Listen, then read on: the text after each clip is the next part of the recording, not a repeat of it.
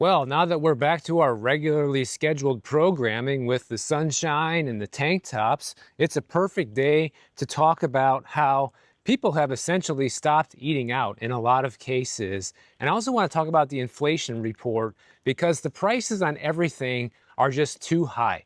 And we have proof of this with the most recent inflation numbers, which I'll get to later. But first, I want to talk about this story that came out of Miami, because obviously many of you know that I live in Miami. I'm just here for a few months in the summer in California.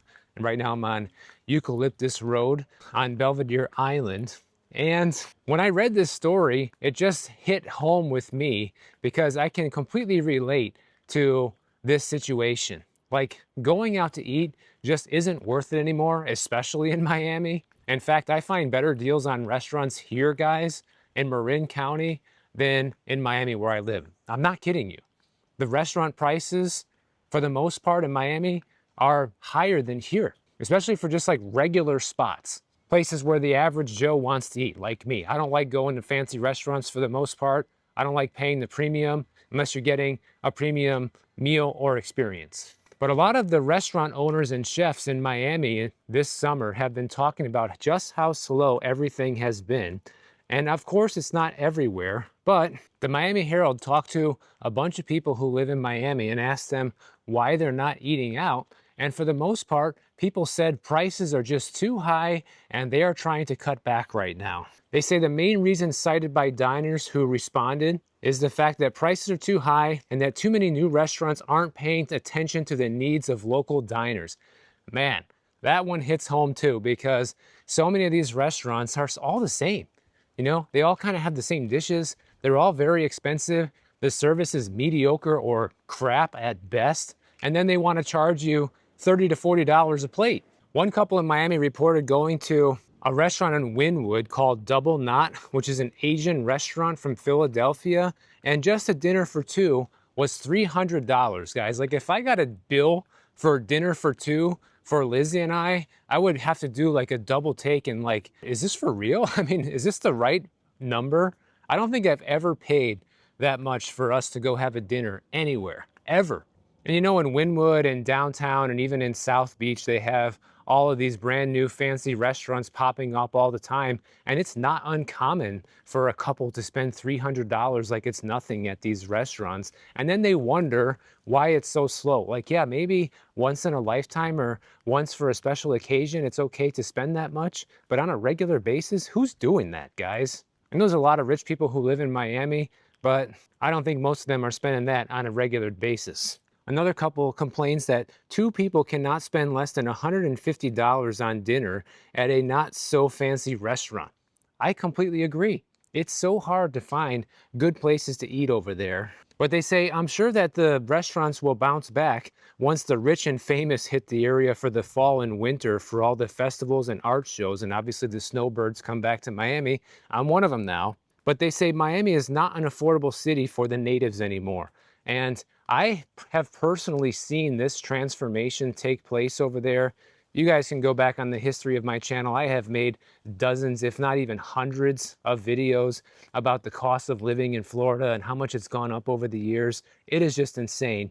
And it's almost on par with being here in California, at least if you're in Miami anyhow, not the rest of Florida, but Miami, it's pretty much on par with being here, with the exception of course, the taxes and lower gas prices. Another couple said that they were thinking about going out to dinner for their anniversary, but the wife was like, you know what, we should just cut back. Let's just stay at home. I'll cook everything, doesn't matter. You know, the price of everything has gone up too much and food prices are outrageous.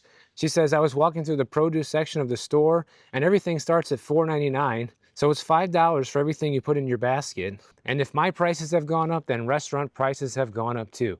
And that's exactly right. I mean, now, obviously, restaurants get wholesale prices on pretty much everything that they buy. They're able to get a better deal than the average person. And of course, they need to make a profit on top of that.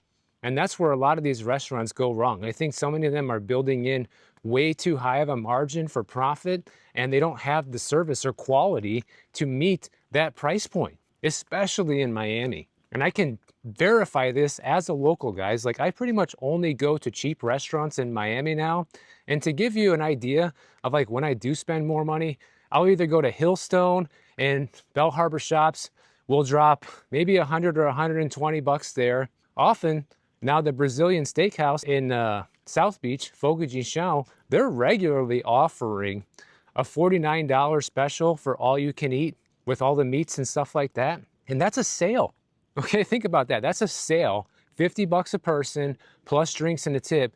You're not walking out of there most of the times without spending 150 bucks. And that's something that we do maybe once a month. And I think that's expensive. You know, $150 for one meal, even though grocery prices have gone up as much as they have, you can walk out of the grocery store with a lot of food. You know, and they claim that food prices have only gone up 30% since 2020, but we all know that that is a giant joke. It has gone up far more than that for everybody. And then, of course, in Miami in particular, the expenses of living there have just ballooned. You know, the housing, the transportation are just insane. The cost of a one-bedroom rental in Miami has gone up 48%, and that's just an estimate. As a local, as somebody who's seen how much the rent prices have gone up there, I would estimate for most people it's gone up 60%, if not more. According to the data, about 60% of Miami residents now spend at least 30% of their income on housing, while 30% of residents spend at least half of their income on housing,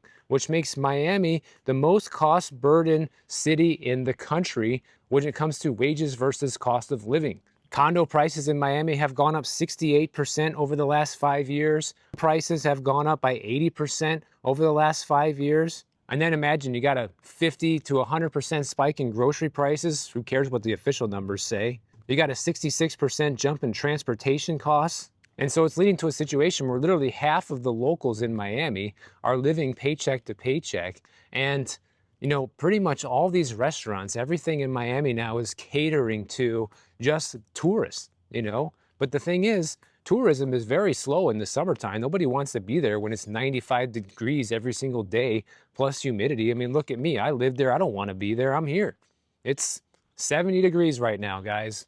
Absolutely gorgeous. You cannot beat this weather in the Bay Area. But another thing hitting restaurants in particular is Florida's minimum wage has gone up from $8.56 an hour to $13 an hour, which definitely pushes up labor costs. And the square footage that tenants have to pay for retail establishments climbed about 54% between 2020 and 2024. And the rent on some of these places in Miami are just insane, guys. And I know places, when I get back, I can show you that there are spots where they have literally had empty retail space since it has been built. They have never filled it with a tenant because it's too expensive. And other spots, they go vacant and they stay vacant for years at a time because nobody will pay the prices. And then the landlords, they just leave it empty instead of accept a lower rent and get it filled. Here's another couple from Coral Gables that says, my husband and I are definitely eating out less and cooking more. When we do eat out, we choose a medium price restaurant, whereas last year we would not have thought twice about going to an upscale restaurant for dinner. Or we go for lunch, or we entertain at home. We feel that the economy is sliding, and as we see warning signs and definitely are experiencing a slowdown in our businesses, therefore we want to be judicious in our spending.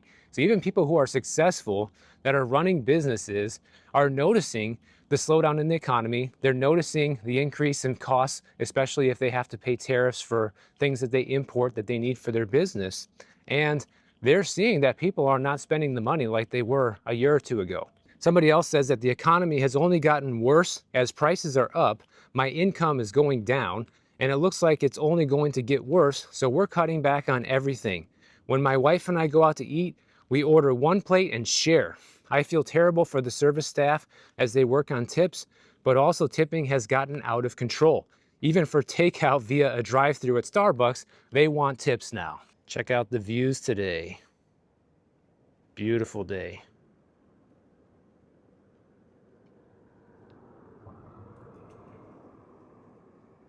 But that's kind of how I feel about dining out in general, not just in Miami, but I would rather go to a cheap place, you know, where we're spending $30 to $40 on lunch. I guess that's not too cheap for lunch, but you know, if you have a nice lunch, it's not bad. Or I would rather spend, you know, $80 to $120 on something that I know is good, like Hillstone or the Fogo de Chão. And I know I'm gonna get good service and I know the food's gonna be good every single time.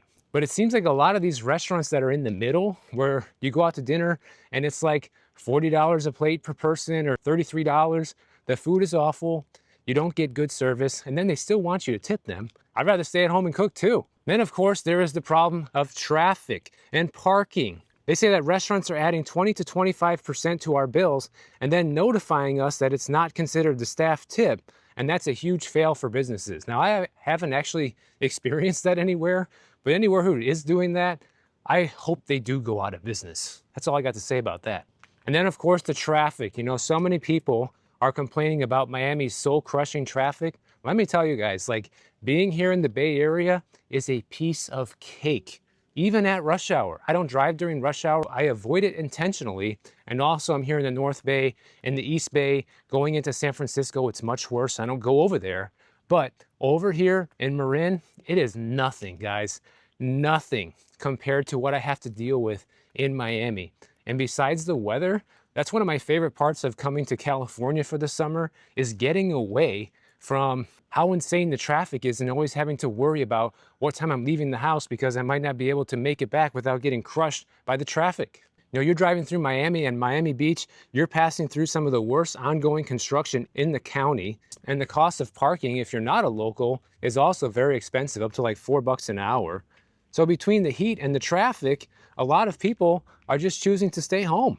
This couple really knows what's up. They said, my husband and I used to enjoy dining out and we were willing to spend a lot of money for the experience. Now it seems as though there's no more fine dining.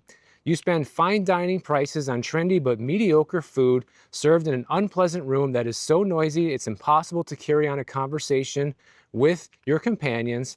And the restaurants are made noisy on purpose. Tile walls and floors, metal ceilings, no tablecloths. They actually go out of their way to make the ambience as intolerable as possible. I can't believe anyone enjoys this. You know, that's something else I hate too. I hate going to crowded, loud restaurants and you literally have to shout at whoever you're with. And you know, you're constantly hearing what everybody else is saying and picking up on that, and they're hearing you. Like, it is just awful. No privacy, completely the opposite of intimate. It is just awful. That's kind of the one thing that's good when we go to a restaurant like Fogo de Chão, for example. That place always used to be busy. Like 5 years ago, that place would be packed every night. You need a reservation to get in. Now, you walk right in, place is almost empty, guys, and it feels like private dining almost. It's just such a different experience now compared to 5 years ago. And it's no wonder they always have a $50 special. I mean, that's the cheap prices. Without that special, you're paying like $70 or $80 a person. Summertime in Miami, a lot of restaurants have this annual Miami Spice promotion where they offer, you know, cheaper deals, especially during the daytime and lunch hours, than they do throughout the rest of the year because business is so slow. But even that's not enough to make things come back right now. I mean, that's been one of our strategies for years now, is to go out for lunch, especially during happy hour, when they have happy hour drinks, happy hour food. For example, we found a place up here in San Rafael that you go to during the daytime. It's happy hour from 4 to 7 p.m. On the weekend, they have oysters for $1.50 each, guys. And they are good quality oysters. Like, where else are you gonna find that? Other restaurants here in the Bay Area, they charge you like $40 for 6, you know, $60 for a dozen, like crazy prices, even in Miami too. Other people are turning to food trucks because those are usually a much cheaper dining out experience and they have some more creative food options. But anyways, let's move on to the inflation data.